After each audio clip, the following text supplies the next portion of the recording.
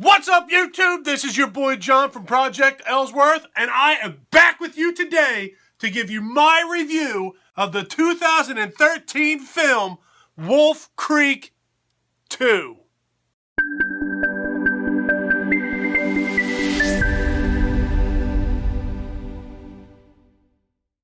Wolf Creek 2 was written by Greg McLean and Aaron Stearns. It was directed by Greg McLean, starring Shannon Ashlyn, Ryan Corr, and John Jarratt as Mick Taylor. Good morning, everybody.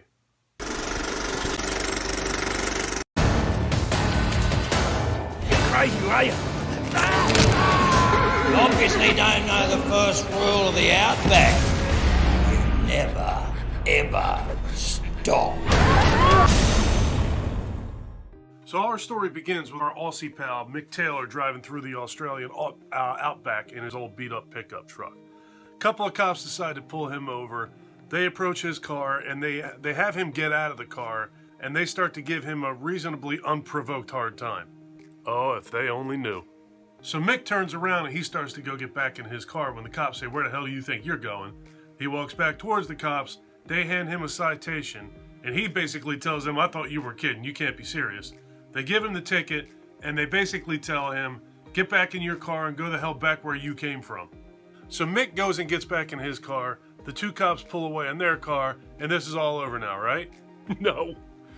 So the cops pull away in their car, and as they're driving down the road, they're just having a little bit of friendly banter back and forth, basically making fun of Mick and what just transpired. So they're going down the road, they're having this stupid-ass conversation. You can almost feel it coming, can't you? And in the midst of all this laughter, the dude driving the car has his head explode all over the windshield of this car. Mick's a pretty good shot. So now this car is out of control because the dude behind the wheel only has half a head. It goes off the road, it flips over a couple times, and then it's just laying on the ground and just in complete shambles. The car has been destroyed. So up pulls Mick. He gets out of his car, he walks over, sees the dude with half a head and kind of laughs at him and kind of chuckles because of how good of a shot he is. Then he turns around and he sees the guy who was treating him like crap crawling away on his belly. So Mick walks over to him, picks him up off the ground, slams him up against the side of the cop car, turns him around, pulls out his knife, and stabs him in the spine. Kind of like he did to that girl in the first Wolf Creek movie. He refers to this as creating a head on a stick. So he puts this guy, who has now been paralyzed, back inside of the car, douses the car with gas, and flicks a cigarette in the car and burns this guy alive. They say hindsight's 20/20. They probably should have let him go. And now our story jumps over to the Wolf Creek crater, where we meet Rutger and Katarina. They are a German couple, and they are in Australia so that they can go backpacking in the Wolf Creek crater. So we get to know this couple a little bit as they're backpacking through the crater. And you can tell that they're very much in love, that they're very into each other. And then it starts to get dark and it starts to get late one night, so they decide to pitch a tent there. And while they're in the tent, they're snuggling up and they're being all cutesy lovey-dovey. Oh. And then a truck pulls up out front. I bet you never guess who that is. Yup.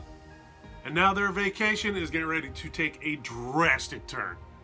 I guess I will start off by saying that if you are squeamish or you are faint of heart at all, this is not a movie for you.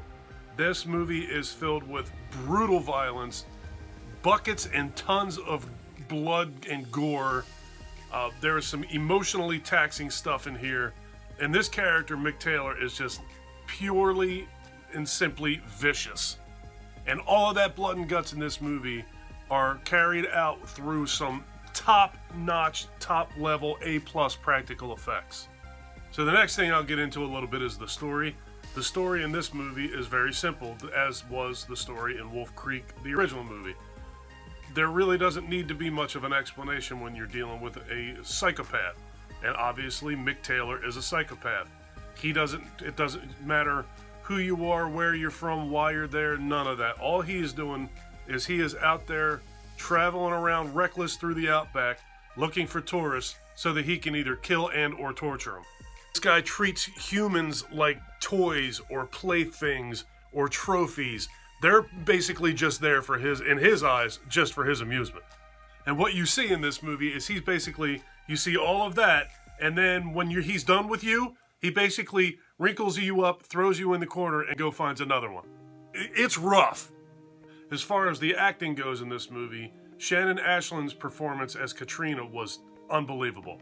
There are a few scenes in this movie where she has to portray fear and terror in a way that that I have not seen a lot of women do. She is amazing. She looks like she is sincerely scared to death at one point in this movie. It's one of the most convincing roles that I've ever seen in a situation like this, I believe, ever. And then there's Ryan Corr. His portrayal of Paul in this movie. Paul's a character. I didn't touch on Paul because he comes a little bit along a little bit later in the story, and I try not to give too much information away in these things. I try to be as spoiler-free as possible. Anyway, his portrayal of Paul is pretty top-notch as well.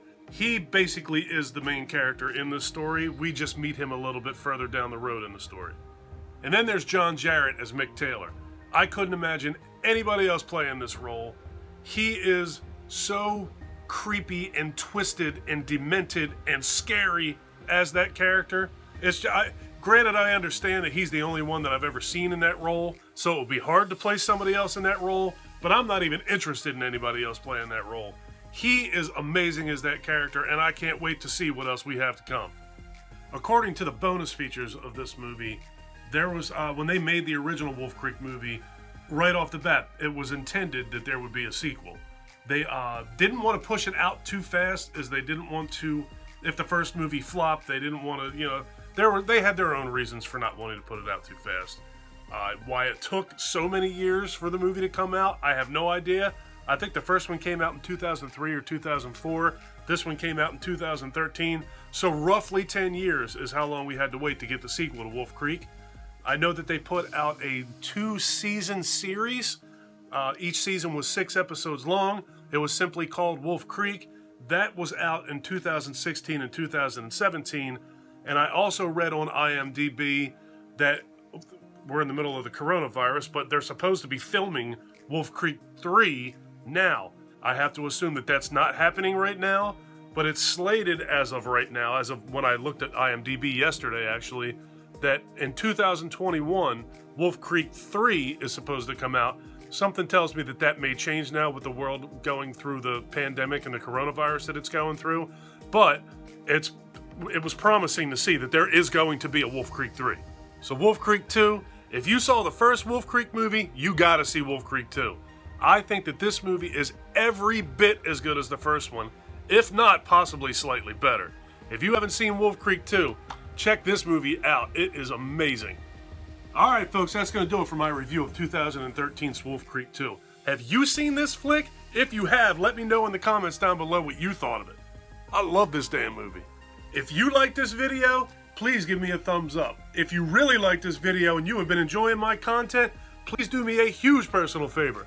Click that subscribe button and then ring that notification bell.